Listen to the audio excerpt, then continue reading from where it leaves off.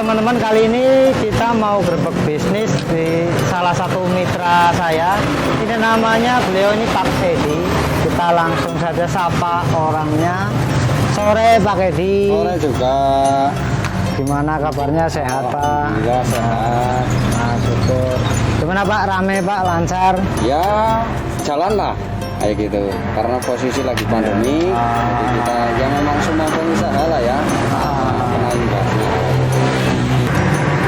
Nah, jadi teman-teman, Pak Edi ini selain dia buka toko ecer seperti ini, beliau juga punya divisi sebagai supplier. Jadi di lokal area sini beliau ini menyuplai beberapa toko. Jadi di rumah tetap ada gudangnya seperti itu. Yuk kita wawancarai orangnya. Nah, ngomong-ngomong, Pak Edi ini udah buka toko berapa tahun ini Pak dari ini ya? Kalau untuk toko sih belum berapa lama, tapi saya sendiri main alat listrik itu sejak tahun 2000. Oh, udah lama banget ini Pak Edi ya. Oh. Nah, kira-kira ini Pak, sisi plus dan minusnya dari usaha toko listrik ini yang Bapak Edi rasakan itu apa ya? Kalau untuk plusnya itu banyak sekali. Ya, kita akan memiliki profit yang lumayan. Tapi kalau untuk minusnya kita berhubungan dengan cuaca. Jadi namanya plus minusnya untuk bisnis toko listrik itu lebih banyak plusnya daripada minusnya gitu ya Pak. Jadi kalau toko tersebut sudah jalan, kita enjoy dalam melaksanakan bisnis, itu insya Allah kita akan sukses. Termasuk barang yang nggak kedaluarsa gitu ya Pak ya. Nah, ini untuk enaknya untuk kita main di alat listrik itu kayak gitu. Walaupun kita ambil barang sudah ibaratnya dalam waktu yang lama, itu kan kedaluarsanya itu nggak ada. Lain kalau kita main di buka toko sembako, itu kan banyak sekali ya produk yang expirednya itu banyak sekali. Maka disinilah keuntungan kita, plusnya kita itu nggak ada barang yang kedaluarsa kayak begitu.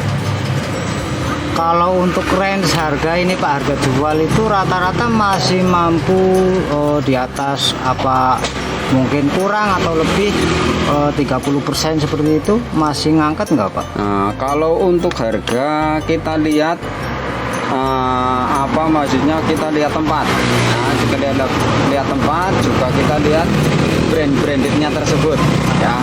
Masalahnya kalau mungkin untuk daerah yang saya buka toko ini, brandednya di situ kalau untuk kabelnya mungkin yang paling brand itu di daerah sini itu Kitani.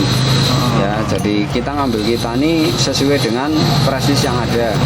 Tapi untuk brand-brand yang lain mungkin masih bisa di atas 35%. Nah, itu teman-teman, nggak ada kedaluarsa, profit keuntungan itu bisa di atas 35%. Nah, terus untuk kenaikan harga ini Pak, kalau setiap tahun itu kan namanya uang itu kan mengalami inflasi. Nah, kalau untuk produk-produk alat listrik ini seperti apa Pak? Apa secara kenaikannya itu lebih besar daripada inflasi atau gimana Pak? Kalau untuk lihat perkembangan di masa pandemik ini, itu untuk inflasi, untuk buka usaha toko listrik itu nggak begitu pengaruh kalau untuk tokonya ya. Jadi kita masih enjoy saja itu, karena masih jelas masih ada profitnya. Terus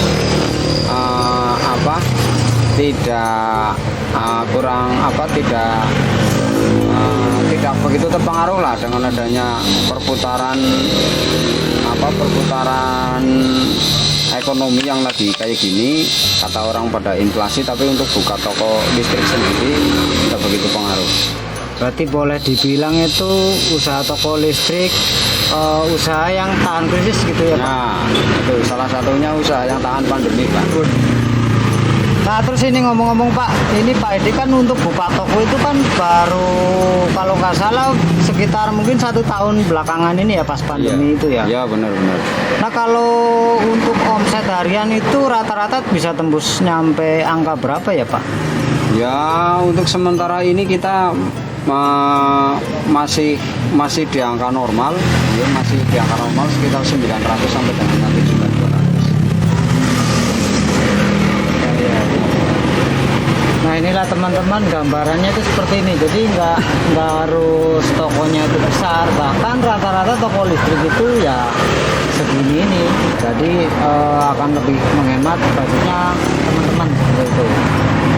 Oh ya Pak, ini mungkin teman-teman subscriber saya ini mungkin ada yang pengen tahu, mungkin satu tips aja dari Pak Edi ini, tips apa yang sekiranya harus dikerjakan sama teman-teman yang baru memulai usaha toko listrik. Ya, tipsnya cuma satu, kita optimis, kita bisa menggenggam apa yang kita cita-citakan. Amin. Oke Pak. Oke kalau gitu terima kasih Pak, ini saya pamit.